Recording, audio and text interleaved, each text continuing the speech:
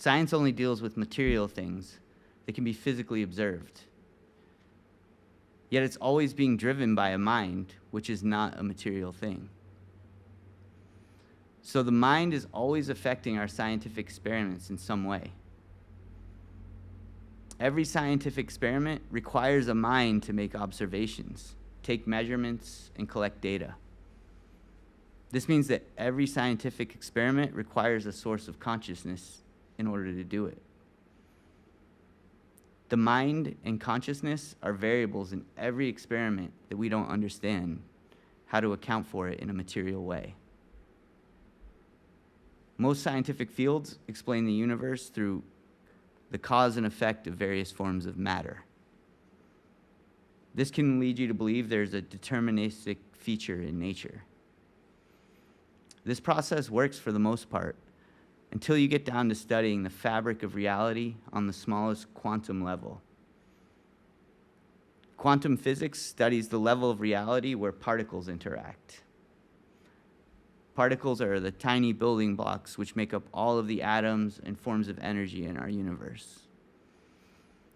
When you study this aspect of reality, it starts to get fuzzy, and our ability to predict things by means of cause and effects starts to break down. Light is a foundational form of energy in nature, which is the basis for many of our observations of our world and the universe. Light moves through the universe as a wave, faster than anything else we've ever observed. When we observe light through scientific experiments, it appears as a particle. But we're unable to predict where that particle is until it's observed. After it's been observed or measured, every particle in the universe that has ever interacted with that particle becomes correlated on a quantum level,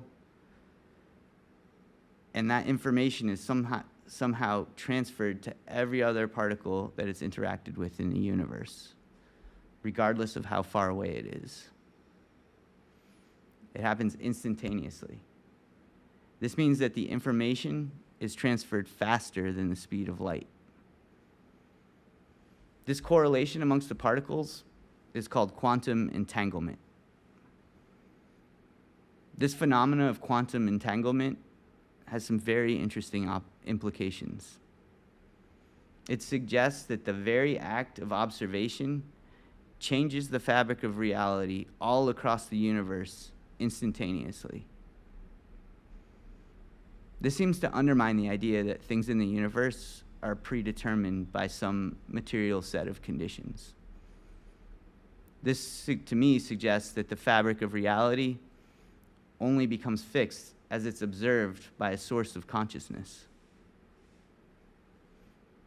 I would suggest that every time a wave is observed as a particle, it leaves behind a tiny corresponding black hole. What do I mean by that?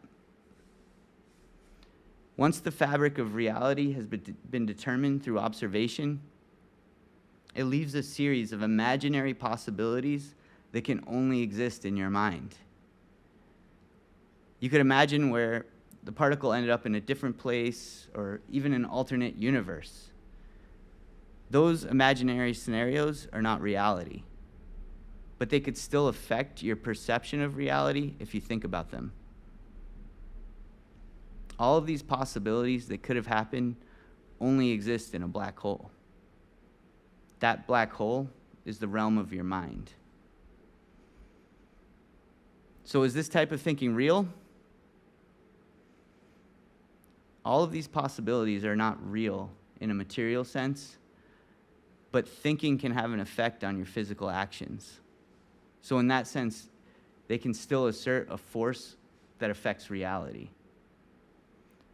Much in the same way that a memory of a friend that has passed away can be a source of inspiration and can cause you to do something different in your life. Now, I'm veering away from science into philosophy and spirituality, but I think it could be worthwhile to consider how these realms interact via the mind.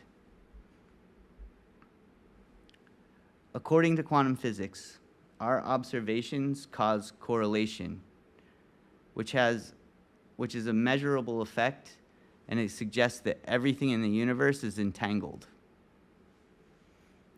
To me, this suggests that the observations by a mind or a source of consciousness is what weaves the fabric of our reality. This implies that the mind is a fundamental part of the fabric of reality, and it may indeed be the foundation of everything. This is essentially what Buddhists have been saying for thousands of years, but they didn't have the scientific technology to prove it. They were able to develop this level of awareness of the universe through meditation practice. If we relied solely on what we were able to deduct about our existence through logic and reasoning, it's possible to conclude that reality is the result of our imagination. However, if that's true, how come we can't bend the universe to our will? The fact that we can't do this suggests that there are other forms of consciousness outside of ourselves making observations which cause correlations and entanglements themselves. If the observations or measurements that trigger correlation are originating from multiple sources, it implies that the entanglement that weaves together the fabric of our universe is actually the product of a shared consciousness. So I apologize if I'm getting a little too deep into the minutiae of science and philosophy, but I think it has important implications on our lives. Today I talked a lot about science, but my original understanding of all these things came through my meditation practice before I knew about the scientific research that supports these ideas. My meditation practice helps me maintain a clear mind, which has given me a heightened sense of my surroundings. In my deepest meditations, I became aware that different forms of consciousness are present within everything. And the reality we live in is the result of shared consciousness. This realization filled my heart with love for everything and everyone. This understanding led me on a path of compassion, simply trying to help other people understand themselves and reduce their own suffering. If we want to alleviate our suffering, we need to better understand ourselves and the reality we live in so that we can make better decisions in our lives. To understand the truth of nature and reality, as well as the nature of truth, we need to help each other understand. We need to share our knowledge and wisdom with each other. This means we need to be compassionate to each other.